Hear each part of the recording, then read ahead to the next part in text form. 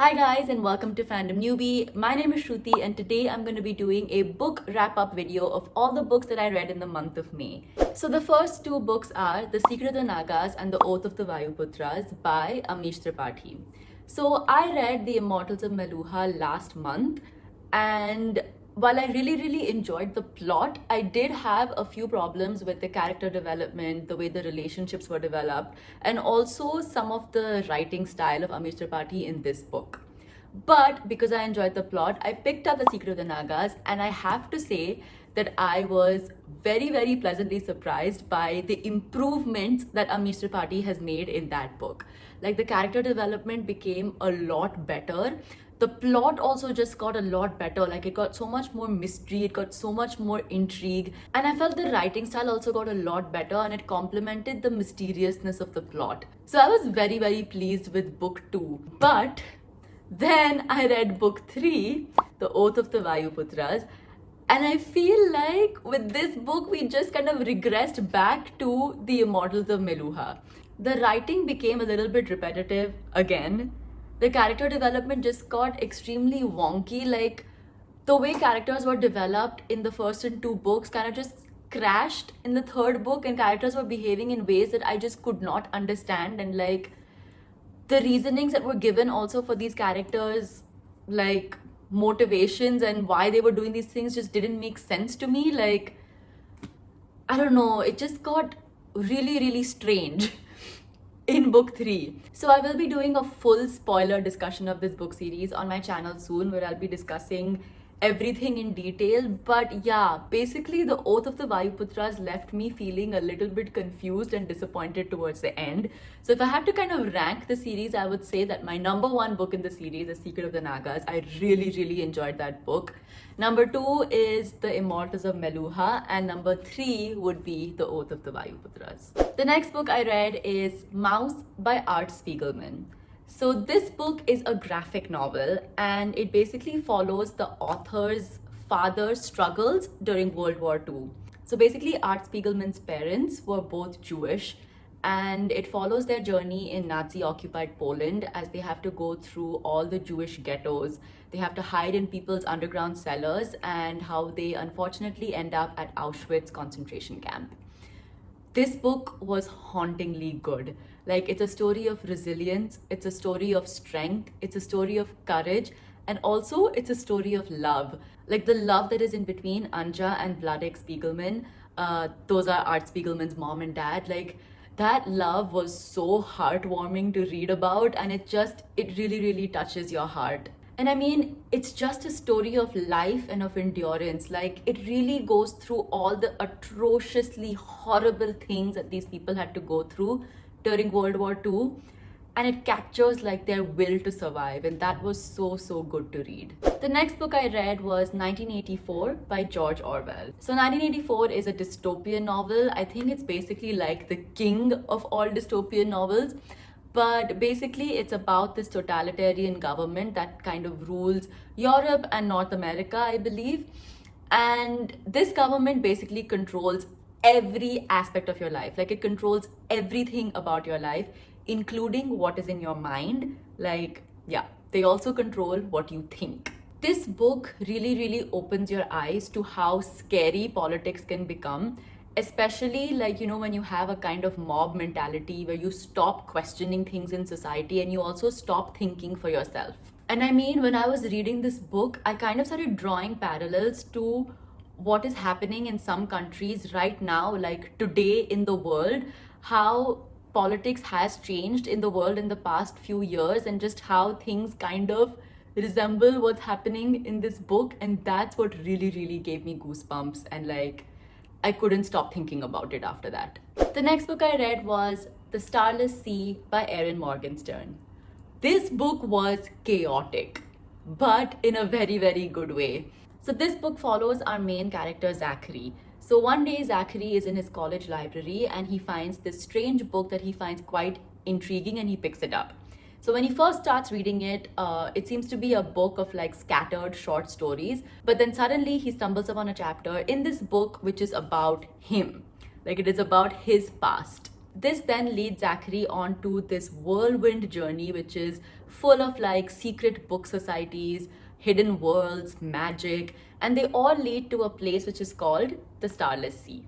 Now, the way this book is written is what makes it kind of confusing. So we follow Zachary's journey and like his whole adventure, but Zachary's journey is kind of interspersed with other like fables and fairy tales and short stories that are somehow linked to what Zachary is experiencing. So basically, till the very end of the book, you kind of don't have an idea of what's going on, and you kind of don't know how everything is connected. But even though kind of everything comes together at the end, the journey to the end is what makes this book so good. Like, the writing style in this book is so whimsical and it's so lyrical and it's so magical. Like, Erin Morgenstern has this knack to make extremely atmospheric worlds that just make you want to visit those worlds, because they're just so magical, and it's just so atmospheric and filled with metaphors. And yeah, it's just a very lyrical book, and I absolutely loved it. The next book I read was Sniper's Eye by Mainak Dhar. Now, this book is basically a thriller and it's a complete page turner. So this book is about a terrorist attack that is planned on India, where there are a bunch of snipers going around killing a bunch of people. And somehow our main character, Aditya Ghosh, has found himself becoming a target for these terrorists. Now, the action for this book starts right on the first page, and then the book kind of goes full speed ahead straight into the plot. This book, I feel, seriously reads like a Bollywood thriller movie. Like, while I was reading it, I had already started imagining like Hrithik Roshan as the lead actor and like Nasiruddin Shah playing one of the villains, because every scene, everything that was happening in the book really was playing like a movie in my head. Needless to say, because of this, I found this book very entertaining. Like, I did feel it had some flaws in terms of like building a character. Like, I wish they had given the main character Aditya Ghosh a little bit more of a backstory and gone a little bit more in his head as to like how he was feeling. But overall, very entertaining book. This book is also quite short, so you can finish it in one sitting. So yeah, perfect for a lazy Sunday afternoon. The next book is A Gathering of Shadows by Victoria Schwab. Now, this book is the second book in the Shades of Magic trilogy. The first book was A Darker Shade of Magic. Now, if I'm completely honest with you guys, I haven't yet finished reading this book. I'm about like that much into it. But there is still one more day left in May, and I'm sure I'm going to finish this book this weekend, so I'm still going to count it. This book basically picks up where the first book left off, and there's a time jump of about 4 months. But basically what this book series is about is that there are 4 parallel worlds, and each of these worlds seems to have a city in it named London. So there's a white London, there's a red London, there's a grey London, and there's a lost black London. And the series basically follows different perspectives of different characters. Our main characters being a magician named Kel and a thief named Delilah Bard, as they go on adventures that span these different worlds. Now, I absolutely love this series so far. It is such an amazing fantasy series. But what I really like about it is that it has a very unique take on magic. Like, the way they've described magic in this book is one that I've not read anywhere else. Yes, it is elemental magic, which means you can use magic to control like the different elements like wind, fire, earth, etc. But just the way magic has been described makes it feel like it's almost a character of its own in these books. And that's what's really interesting about them. This book series really grips you right from the beginning, and it kind of like sucks you into its magical world. And its characters are amazing. Like, I love Delilah Bard. Like, she's such a cool character. Like, I really love her. But yeah, overall, this is a top-notch fantasy, and I recommend it to all fantasy lovers. The next book that I read was The Ballad of Songbirds and Snakes by Suzanne Collins. Okay, so I've done a full-blown review of this book on my channel, which I will link somewhere up here for you guys to watch. So I won't go into a lot of details over here. But basically, this book is a prequel to the Hunger Games trilogy, and it follows the backstory of President Snow. This book was really good in terms of world building. Like, it gave us really good insights into how the Hunger Games came about, the history of the capital, and just overall the evolution of Panem. But where I felt this book didn't really interest me was that it didn't like capture my attention when it came to President Snow's backstory. Just following President Snow's perspective for me was a little bit boring. While the world building was amazing and it was really good to find out the history of Panem, I wish that we had just followed some other perspectives other than just President Snow, because I felt like that would have made the book a lot more interesting. And the last book is Born to be King by Deepak Thomas.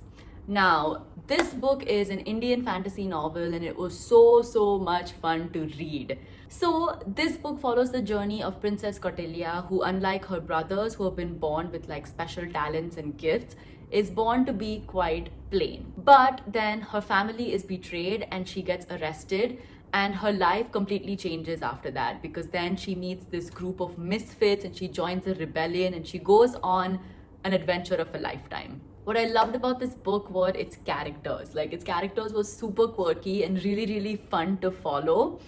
And also just like the gang of misfits who she meets were very interesting. And I also love the way the author has seamlessly blended Indian mythology and traditional fantasy elements. And it just makes for a really fast-paced, fun read that I think beginners to fantasy would enjoy.